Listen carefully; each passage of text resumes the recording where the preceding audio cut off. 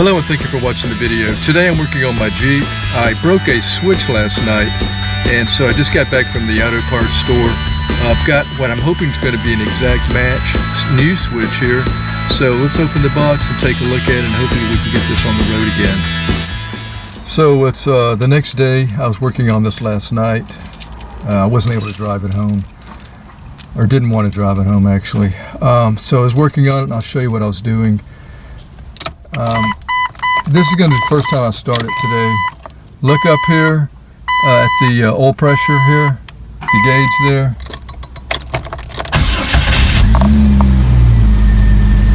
Look at this light. Check gauges. Okay. No oil pressure here. 0. So that will be the switch we're going to be looking at. I don't see a check engine light. Of course, I haven't driven it, haven't even started it that long. That may come on. It would probably come on if I continue to drive it. If I find any information on that, I'll let you know what code that might be. Let's go up here to the engine, and I'll show you what I did, my mistake that I made last night. So I was changing the oil yesterday. It started to get it wasn't too dark really, it's just kind of not a lot of light in here, but see the oil filter, that's what I was changing, and I was using this guy here, the wrench, to do that. Should have known better, but see the switch right there? That's the oil pressure switch, and that thing just, I didn't even know it until I had finished, got in my car to start it, or got in the Jeep to start it up, to let the oil circulate a little bit so I could check, you know, the plug and check and see if there's a leak in the filter. Pretty typical oil change. And then I noticed that, you know, the light came on. Okay, so when I actually saw what it was like, I've got it super glued on there. It's pretty tight. But the thing was broke. It was separated from the metal here, and there we go. Yeah, it was just hanging like that. So I'm going to take this out. I'll show you what it looks like, and you know, I don't know. Obviously, I can't repair it. Yeah, let me get it out. When you're taking the old one out, don't do like I did and drop it next to you, because there's still oil going to be in there, so you don't want to do that. Here's a look at the old one. So you can see it has 4 contacts here, and I tried to line those up right there at the top.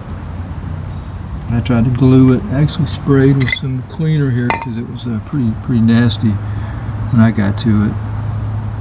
But as you can see, all that, I mean, even if it wasn't going to work even when it was glued, because, you know, you just saw me try to start it. Not a good idea probably anyway. But we do have a new one here, and I got this from Overall Auto Parts. This is expensive if you go in and buy it. Not just there, but anywhere. It's going to be anywhere from $35 to $50. This was like $48. It's made by Standard. I'll show you the part number if it works. I'll wait till that happens though. It's got thread sealer on it. They have some cheaper ones that don't have thread sealer.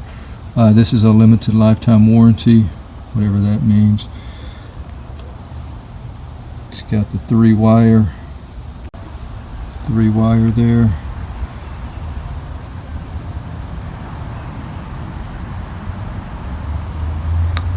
Okay, let's compare it here.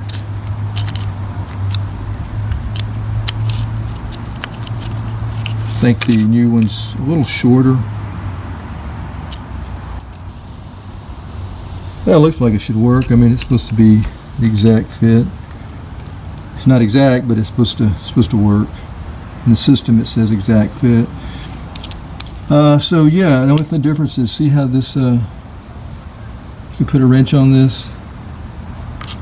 You can put a wrench on this, but it's pretty rounded off. Well, we'll see how it works. Alright, so for putting it on, I'm going to start it out with my hand.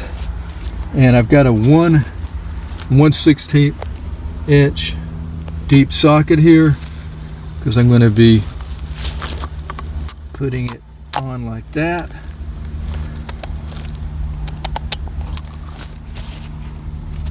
I've got a wrench here that's 1 1/16. You could do that as well.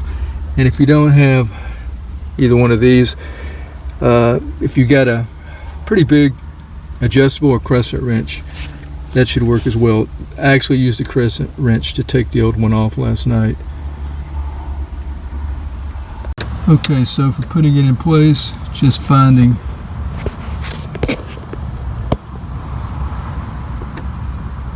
right there, just feeling the hole there.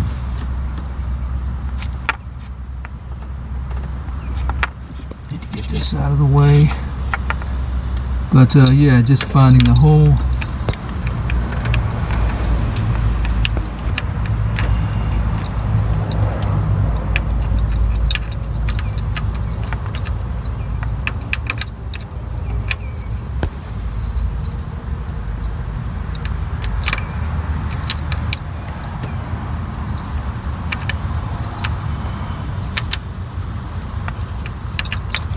Hope it's the right size. I'm going to put the camera down just for a second.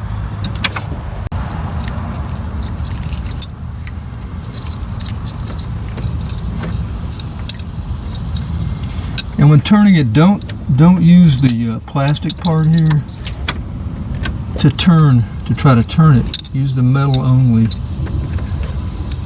I'm going to have to get a glove or start my wrench there, because my hand's slipping there. Alright, wasn't able to put it on too far by hand, so we've just got the wrench here, and it's gonna take a while.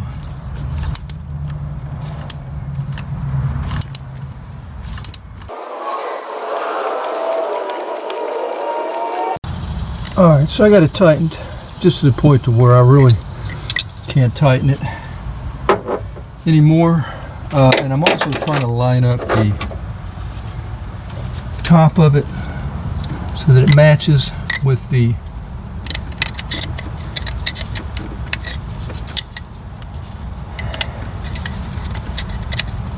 there we go. Yeah, okay, so the existing wire connector slides over. Thought it was the other way around, but get a close up of that.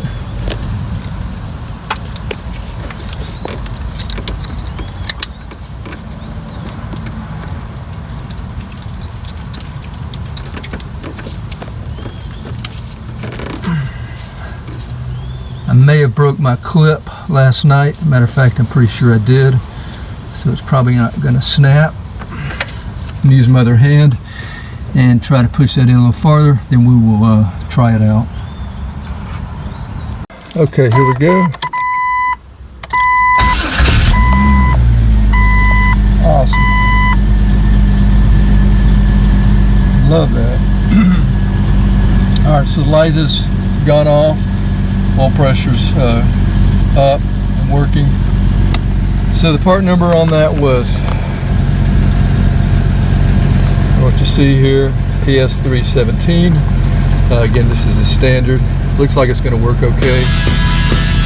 Thanks for watching the video. Hope it's been helpful. Until next time, have a great day out there. Take care.